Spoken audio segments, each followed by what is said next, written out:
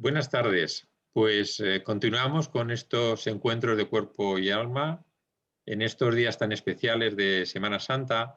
Y hoy tengo el privilegio, tengo el placer de presentar al religioso José Carlos Bermejo. Él es religioso camilo, pero además tiene una importantísima función que es la de dirigir el Centro de Humanización de la Salud, un centro fantástico que tenemos aquí en Tres Cantos, en la Comunidad de Madrid, muy cerquita de Madrid. Y él además tiene una importantísima actividad escribiendo libros, mandándonos mensajes todas las noches, de los que luego hablaremos más adelante. Pero quería introducir ya a José Carlos y hacerle la primera pregunta que estamos haciendo en estos encuentros. José Carlos, y tú que diriges un centro sanitario, eh, ¿le das algún valor a la atención espiritual de pacientes y familiares, además de la intrínseca sanitaria de cuidados físicos, cuidados mentales, incluso sociosanitarios? Pero ¿tú consideras que la atención espiritual es relevante en este mundo que os toca vivir como sanitarios? Muchas gracias, Tomás. Felicidades por este tipo de encuentros y esta estrategia de mostrar el valor de la vida del corazón, porque yo diría que la dimensión espiritual, antes de cristalizarse de alguna manera en una experiencia religiosa, es la vida del corazón, lo que conjugamos cuando el corazón palpita. Y a esta no podemos renunciar, ni tampoco los no creyentes pueden renunciar, porque todos tenemos un mundo interior que se proyecta después en el mundo de las conductas. Por eso a mí me parece que es imposible pensar en una atención sanitaria sin mirar con los ojos de lo que somos, seres también espirituales, y sería absolutamente deshumanizador mirar a los pacientes, a las familias, a los dolientes, sin tener en cuenta cómo palpita la vida del corazón. Mi experiencia está más centrada particularmente en la dependencia y en el final de la vida y en el haber perdido a un ser querido. Aquí es donde más descubro que cuando controlamos los síntomas, cuando el ser humano está peleando por la salud o cuando está preparándose para el final, si la medicina logra que el ser humano viva una experiencia a nivel físico de control, emerge lo más identitario de nuestra persona, que es la vida de la dimensión espiritual, que luego la expresamos en el mundo del arte, en el arte en tantos sentidos, en el mundo de las relaciones significativas, en la vivencia de los valores, no solo en el mundo emocional, sino en la vivencia de lo que más nos importa a los seres humanos, que es amar, ser amados, ser justos, ser compasivos. Y la experimentamos también en la dimensión espiritual, en la necesidad de trascender, de ir más allá. Esto es imposible no vivirlo, ir más allá de lo que los sentidos nos permiten percibir. Más allá de los ojos de la cara, hay unos ojos de la mente y hay unos ojos del corazón. Más allá de lo que perciben nuestros sentidos que tocan, hay una experiencia de tocar el modo como palpita la vida interior.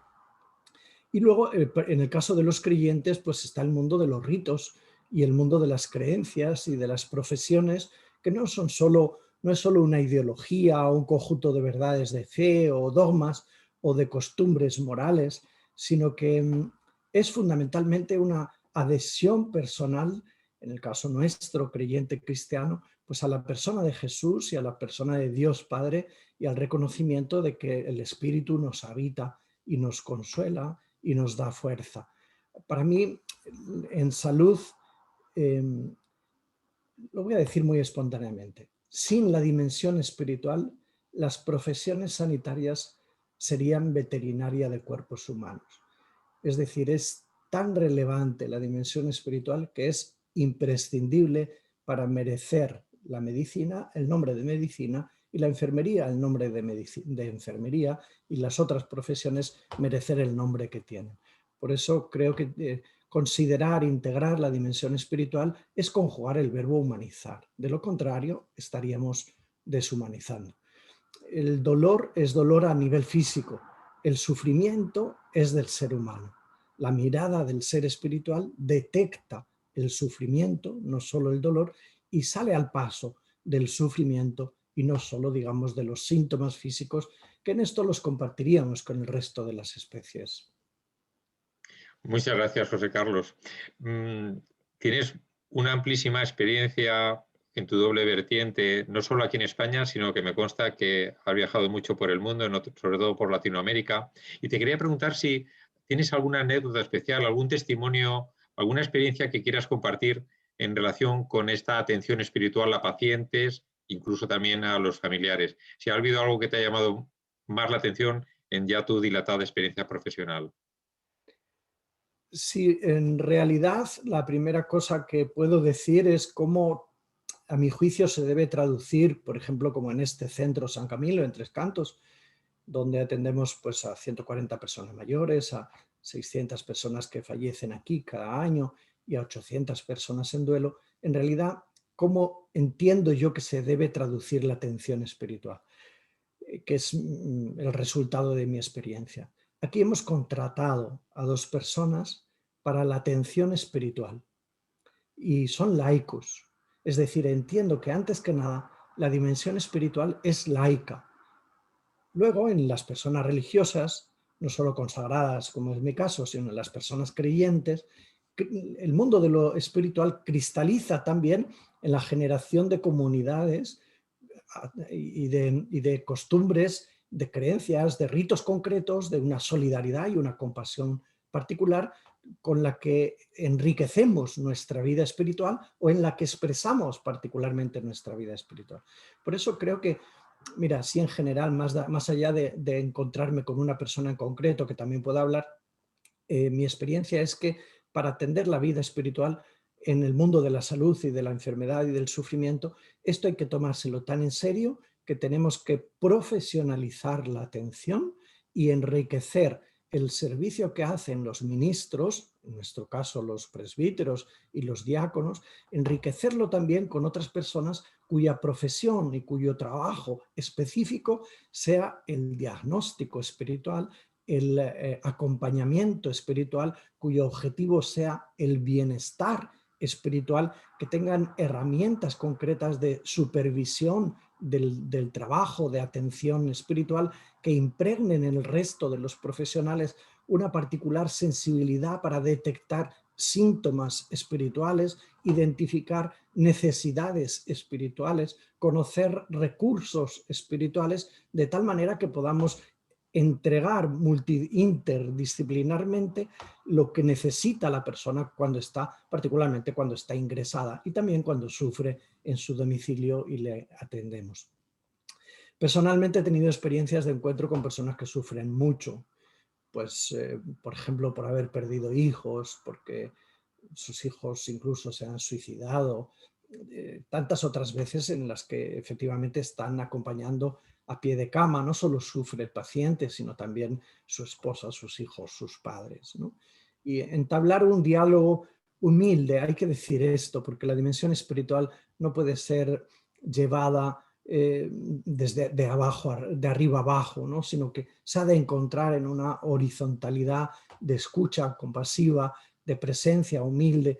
Bueno, pues cómo no recordar pues aquella vez que aquel sacerdote me llamó y me dijo, tengo aquí una mujer que es analfabeta, me dijo, que ha perdido ya 3 hijos por una enfermedad degenerativa, Corea de Huntington, y que va a perder al resto y que va a perder también a su marido y no sé qué hacer con ella. Y me buscaba y yo le dije, pues mándala aquí, ¿no? Ni siquiera era de Madrid. Y se montó una experiencia fantástica y una articulación de recursos en la que voluntarios de Cáritas la acompañaban desde su pueblo de Alicante a nuestro centro para que escucháramos aquel drama de aquella mujer, ¿no? Bueno, fue una experiencia súper enriquecedora porque efectivamente durante el tiempo en que la acompañamos también perdió al resto de sus hijos, uno de ellos a la vista de lo que le venía, habiendo experimentado lo que había vivido con sus hermanos, se suicidó, también su propio marido murió, y esta mujer hizo una experiencia de crecimiento resiliente en el encuentro con los escuchas de nuestro centro de escucha, admirable. Nos llegó a decir, después de haber perdido, después de tanto dolor y sufrimiento, que su vida seguía teniendo sentido, porque ahora ella sentía que tenía que entregarse a la escucha de las otras madres que tienen a sus hijos enfermos. Y decía, yo ya he perdido, pero las otras lo están viviendo y quizás ni siquiera han experimentado lo que es ser madre hasta como yo, que les he tenido a todos hasta casi 30 años. Así que yo cada día, después de darles un beso a todos en las fotografías del cuarto de estar, voy a buscar donde hay una madre con un hijo enfermo por si le puedo ayudar en algo, ¿no? Bueno, recuerdo otras tantas experiencias de haber leído cuentos y así ir seleccionando cuentos a los pies de la cama de pacientes que estaban en sus últimos días. Alguna vez me avergonzaba incluso de leer cuentos y que me escucharan las familias de los otros pacientes, pero alguna vez sentí como estaba haciendo el bien porque los otros decían silencio, que le está leyendo un cuento, como si fuera aquel momento una experiencia sagrada. Bueno, hace muy pocos días he acompañado a mi ser querido compañero de comunidad que ha fallecido, ¿no? Y recuerdo un día que me ha preguntado cómo será lo de allá arriba. Le faltaban 2 días para morir, ahora lo sabemos porque ya ha fallecido. Y le respondí, tragando mis lágrimas, pues le respondí, te vas a encontrar con Dios cara a cara. Has estado siempre con Él. Lo he intentado, lo he intentado. Estamos en sus manos.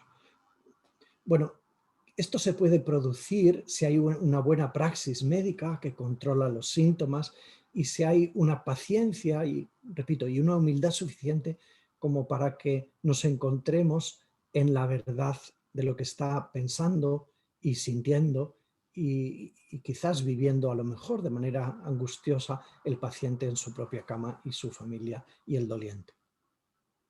Muchas gracias, José Carlos. La verdad es que estas dos medicinas de las que has hablado, que es la escucha y el acompañamiento, son fundamentales. Gracias por este mensaje tan claro. Te quería comentar ahora, te quería preguntar, estamos ya en un año completo y lo que nos queda todavía de pandemia, de esta pandemia por este dichoso virus, de esta COVID-19 que tanto nos ha afectado. Quería felicitarte por los libros que has tenido tiempo para poder escribir en relación con esperanza en estos tiempos de COVID o también en el duelo digital que hemos tenido que recurrir a él en esta época de aislamiento y confinamiento. Te quería preguntar cómo has vivido tú personalmente este año de pandemia, cómo lo has vivido en el centro, si querías lanzar precisamente mensajes como el del libro de esperanza en estos tiempos de COVID.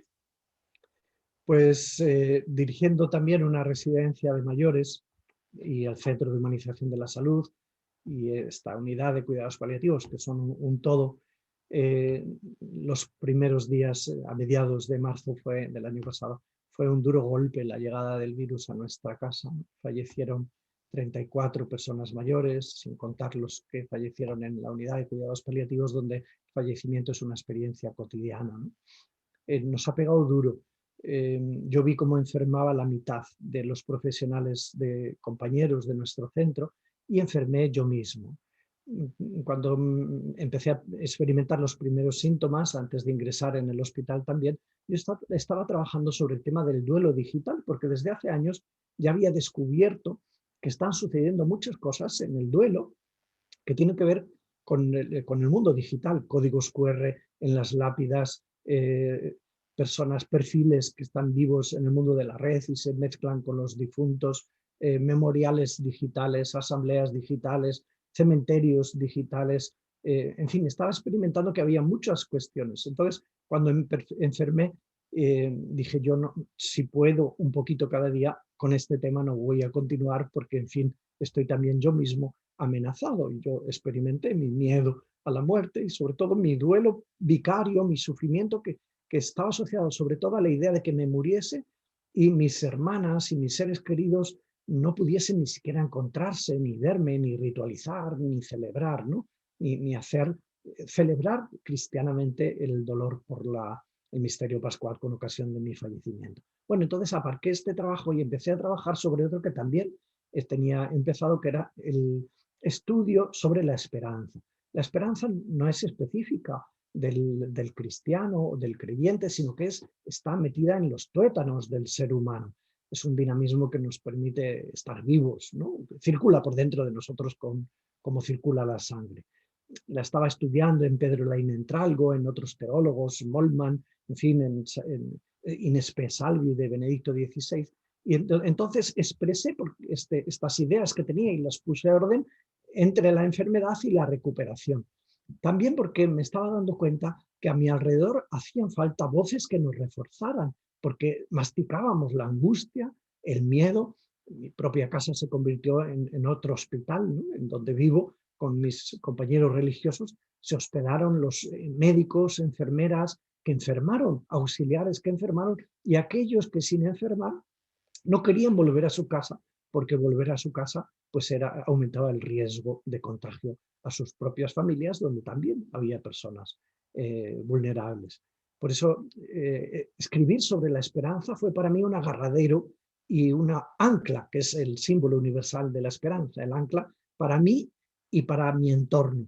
Así que ha sido un modo también de buscar consuelo, de dar de comer a este dinamismo que hay que tematizar también. Y es más fácil hablar de la fe y del amor que hablar de la esperanza. Así que fue una tarea pues esperanzadora, consoladora, la de investigar y poder escribir sobre la esperanza.